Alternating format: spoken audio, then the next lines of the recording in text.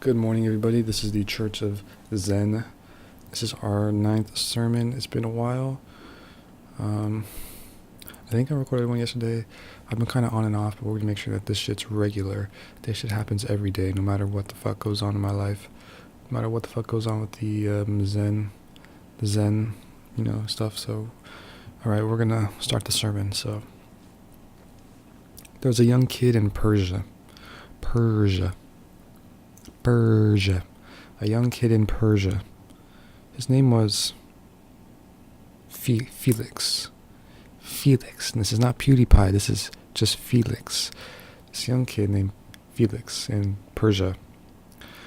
And he was kind of a loner kid. And during that time, it was a very communal structure of society. He was a loner. He didn't really fit in, sort of an outcast, sort of self-created. But it's all things are sort of yin and yang. Sort of created as well. He had different interests than the popular culture in Persia. A lot of it was about fighting, being a man, being strong, going to the woods, surviving, killing people, archery, swordsmanship. Not too much focus on science, math. That was stuff that the older people did once they kind of were battle scarred and they couldn't fight as well. Then you started doing that stuff. But initially you were trained to be a warrior. And Felix did not like that. He did not want to fight. He wasn't very strong. He was about 6 feet tall, which was actually above average for the height, because the average height was about 5'8" during that time. But he was kind of skinny, sort of ectomorph, hard gainer sort of physique.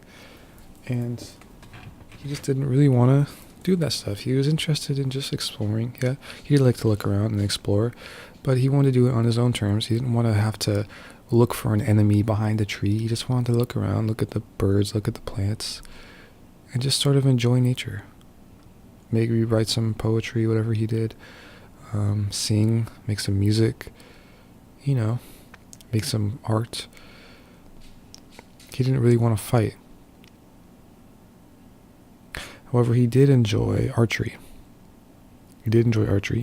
Because he liked it, because he could kind of stand back from the fight and sort of just snipe people off. And just hit him with that pow. He wouldn't have to get injured or anything. He just kind of sitting back in the trees, shoot some arrows, call it a day. So he did do some archery. He was fairly good at it. Very, very astute at archery. One of the best, or one of the better in his class, whatever.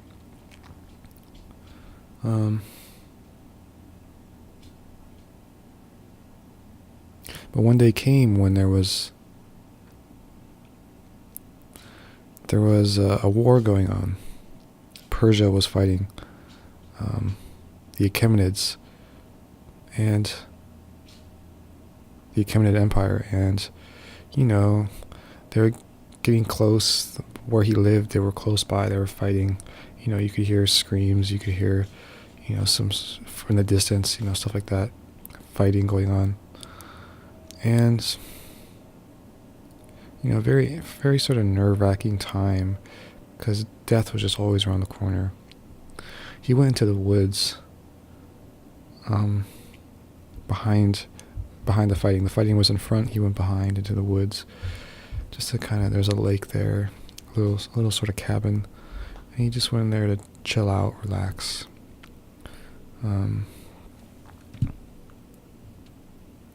He was there for a while, and then he was supposed to leave during about evening, but he stayed a couple hours later. He heard some footsteps, some crunching in the forest nearby. He peered out near the cabin through the slits of the wood. He could see there was a young boy walking. He looked different. Because the Achaemenids were sort of like a darker complexion. The Greeks were more lighter skinned.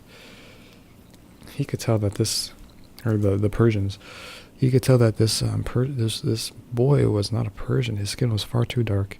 He did not have the dress of. We did have the dress, but his skin color was a lot darker. He did sort of have the dress, but he did not look like he was in the place. He didn't look like he was familiar with the territory. And it was odd that he was creeping around the woods so cautiously. And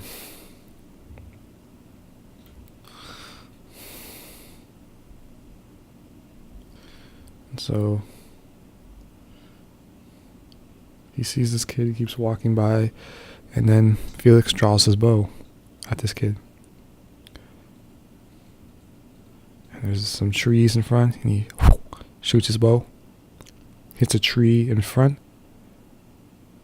and the arrow shaft stops right in front of this kid's nose. It hits the tree, gets stuck there, and then this kid walks right into the arrow shaft.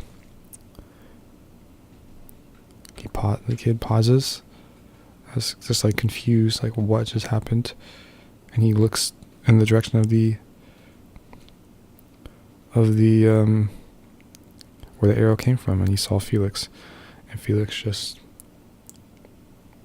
was sitting there with his bow down. He gave him a nice little friendly wave.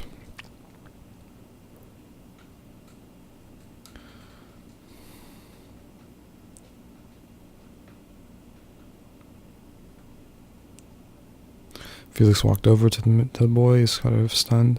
He said, "What are you doing here?" The boy, in some obviously garbled Persian, said, I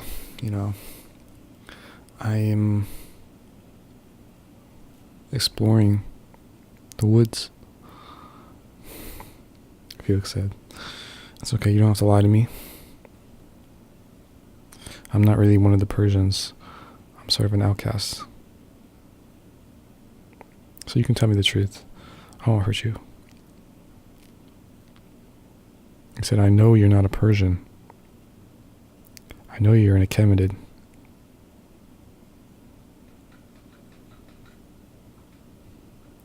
The boy stared at Felix for a while, and he said, after a long pause, he said, Yes, I am an Achaemenid." Felix said, What are you doing here?" And the boy said, "I am trying to get money." Felix said, "How are you getting money? What are you doing here in the forest?" He said, "I am a spy for the Achaemenids, and I am here to make money."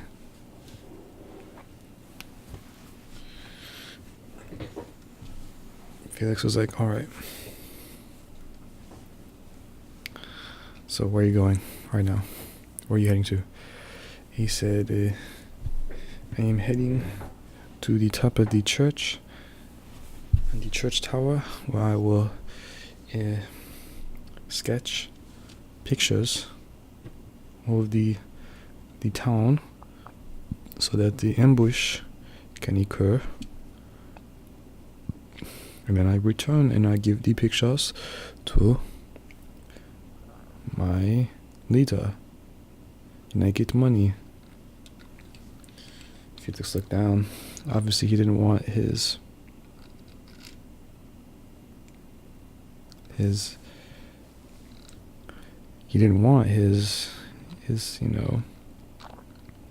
community to fall just because he let the spy go.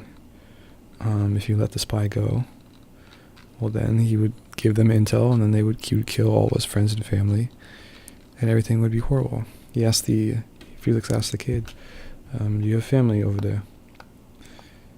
The boy looked at him. He said, "No, I don't have no family. I am an orphan."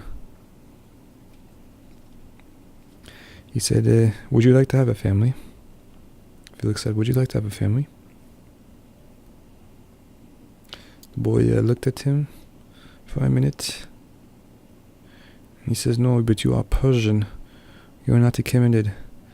You do not you do not like me. That is not okay. In the Achaemenid culture, it's very familial. So there's no such thing as getting adopted in Achaemenids. If you don't have a family, you're basically an orphan for life. You're on the streets. You don't have any rights. You need a family name and a strong family history to have rights in the society. If you don't have rights, you're screwed forever. And so that's why Felix knew that this was something that was, could be reasoned with. And then Felix said, "No, we will accept you, but you have to help us counter spy, so to speak."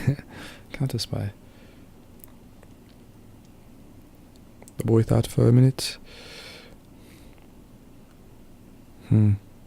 Felix added, "We will make sure that you are provided for. We'll give you lots of luxury goods. You can have as much food as you want." Because the boy looked a little starved. He looked like, you could see his ribs sort of. "We'll give you lots of food, whatever you want." He said, "Okay, I will help you, spy." So Felix took the boy back to the central,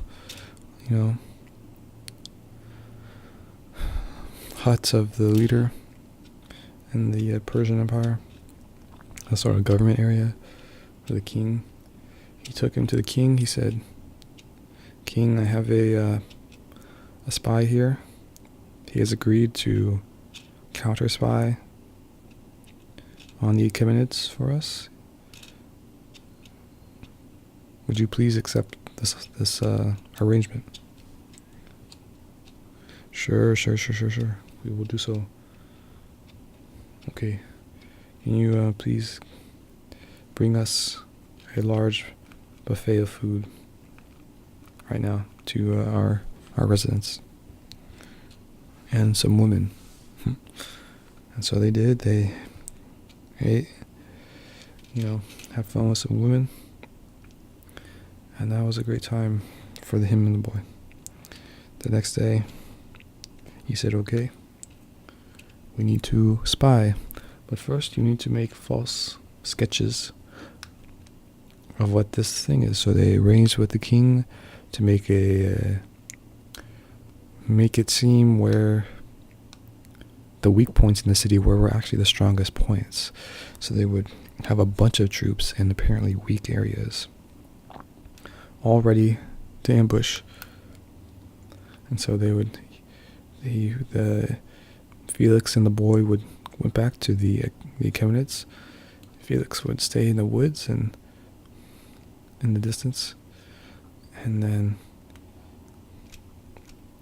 they would go back. He would return the documents,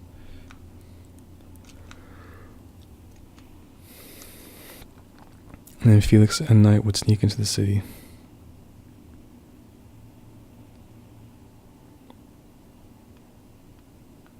Just to confirm, or Felix would stay outside, and then the boy would just wave, give some sort of signal that it was successful.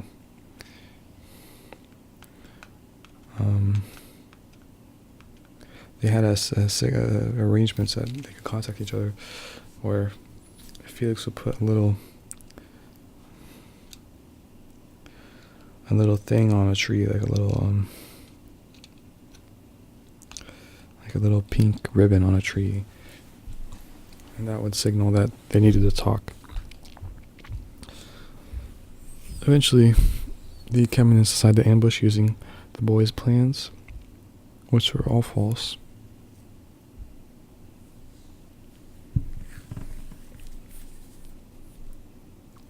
And they got completely wiped out. Every single last one of them died.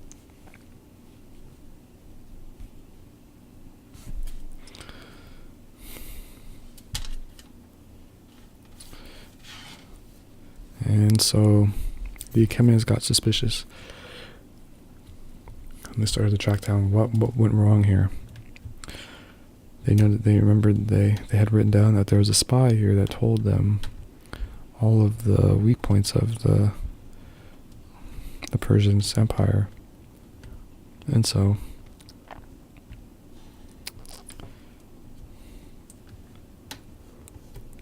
they went to him and they were gonna interrogate him. But the boy was nowhere to be found.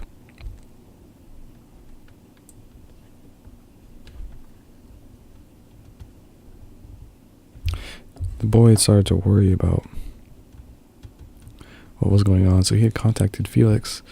I was like, hey, can I live with you guys? I think they're gonna find out that something went wrong here. And they're gonna blame me for it and kill me. So then Felix went with the boy. They left and went back to their Persian society and lived.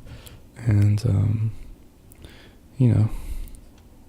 the boy became a key figure in the government there. Felix sort of became more, he still sort of did his own thing, but he became very like an essential part of the Persian culture, even though he never really was part of it to begin with. He's always sort of an outcast doing his own thing, but he became an essential part of the structure. Alright, that's it for my story. It wasn't really much of a sermon. But whatever. That's what happens. So, alright, peace be with you. Namaste. Enjoy life.